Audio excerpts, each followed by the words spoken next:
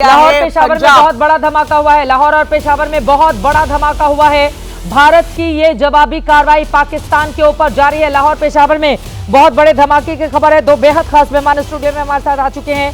Air vice marshal OP Tiwari ji हमारे साथ मौजूद हैं और कैप्टन श्याम खमर जी हमारे साथ, डिफेंस एनालिस्ट हमारे साथ स्टूडियो में आ चुके हैं। आप दोनों का बहुत बहुत स्वागत है। सबसे पहले ओपी तिवारी जी, आपसे ही प्रतिक्रिया में लेना चाहूंगी। ये जो पाकिस्तान का हाल हमने करके रखा हुआ है, जैसी करनी वैसी भरनी, जो करेगा वैसा भरेगा पाकिस्तान। तो देखिए, war is a very very serious business. ठीक है, ये T20 मैच नहीं है। जैसा हमने किया था, हमारी फौज हमेशा उस ऑब्जेक्टिव को मीट करने के लिए तैयार रहती है जो objective is set by the government. Government बात करी थी एस्केलेशन के लिए, डिस्केलेशन के लिए, लेकिन फौज हर मोमेंट के लिए हमेशा ही तैयार रहती है। देखिए, लोग कहते हैं कि फौज करती क्या है। फौज 365 डेज की प्लानिंग, कि हमारे दुश्मनों के पास क्या आर्म्स आ रहे हैं, क्या कर रहे हैं, क्या टारगेट है, हम उसको डिफाइन करते रहते हैं, फॉलो करते रहते हैं और तैयारी करते रहते हैं कि जब मौका मिला तो कैसे डिस्ट्रॉय करेंगे।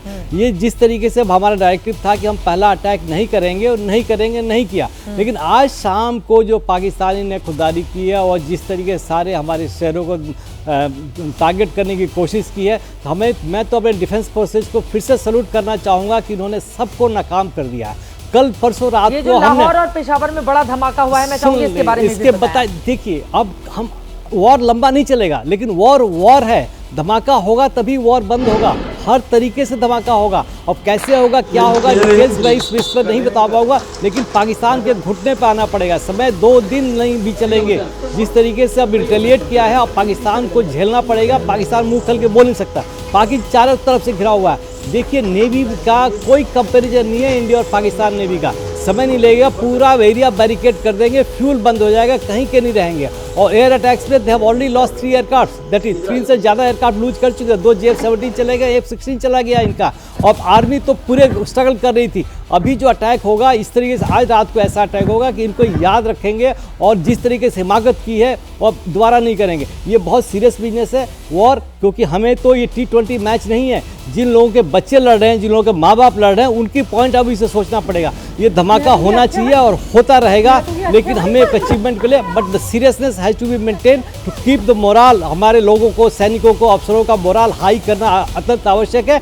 At the same time enemy का मोरल को डाउन करना है, ताकि लड़ाई हमारे लिए आसान हो सके और आगे बढ़ते जाएं। जितना हम चाहेंगे, मेरे को समय नहीं लगेगा, 2 या 3 दिन में विल फाइंड लाहौर और काफ़ी पोर्शन हमारे अंडर आ चुका होगा और ये आसानी से निकल रहे होंगे, बिकॉज वहाँ की आवाम ऑलरेडी परेशान है। आप जैसा मुनीर की बातें कर रहे हो, तो मैं तो इस उम्मीद में था कि मुनीर को एसेसिनेट करेगी आर्मी। वो परेशान नहीं हुए, खू की बात ही नहीं है। जब मुनीर एसेसिनेट होगा तभी आर्मी एक्टिवेट होगी। उसको बंद करके रखने का फायदा नहीं होगा, बिकॉज क्योंकि फिर किसी आर्मी जनरल के हाथ में जाएगा। वो भी सपना देखने लगेगा वहाँ का बॉस बनने के लिए। कि आर्मी, पाकिस्तान आर्मी दुश्मन है पाकिस्तान की, पूरे विश्व की शांति के लिए। तो आर्मी के अपर एचेलॉन को मिटाना होगा, अपर एचेलॉन को ख़त्म करना होगा। लोअर एचेलॉन में जो बलूच और पख्तून बैठे हुए हैं, मैं उम्मीद करता हूं कि वो इनको फायर करके इनको ख़त्म करेंगे, कि इनकी जैसा करप्ट, इनसे बदनाम और इनसे अनप्रोफेशनल ऑफिसर्स किसी भी आर्मी में नहीं है। ये गद्दारी की है।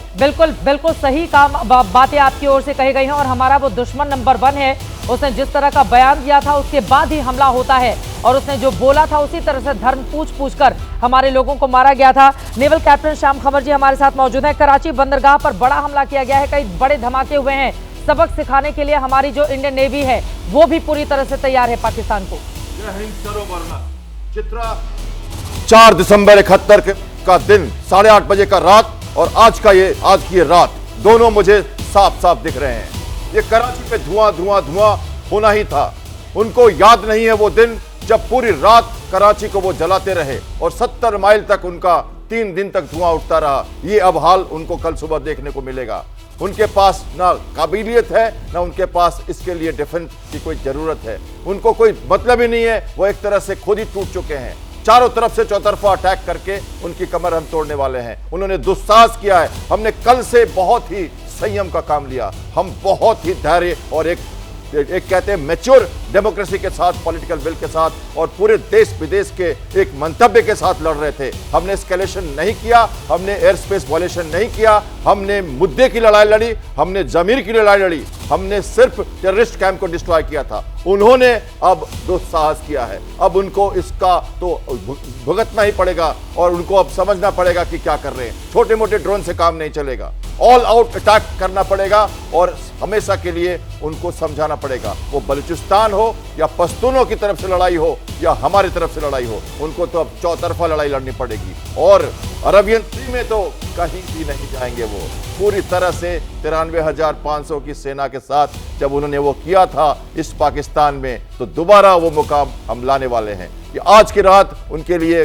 काफी भारी पड़ेगी। अब नेवी के मामले में वैसे भी हमारी वो कोई बराबरी कर ही नहीं सकता। आपको बताते चले कि जिस तरह की उसके पास 7 पनडुब्बी हमारे पास रहा है, डिस्ट्रॉयर उसके पास एक भी नहीं, हमारे पास 13 है, विमान वाहक पोत हमारे पास 2 है, उसके पास कोई है नहीं, पोत 293 है, उसके पास 121 हैं। और इस तरह से अगर हम देखते चले जाए तो, लेकिन अब मैं आपसे ये जानना चाहती हूँ, ये जो अटैक किया गया है INS विक्रांत की ओर से, ये किस तरह से अटैक करता है?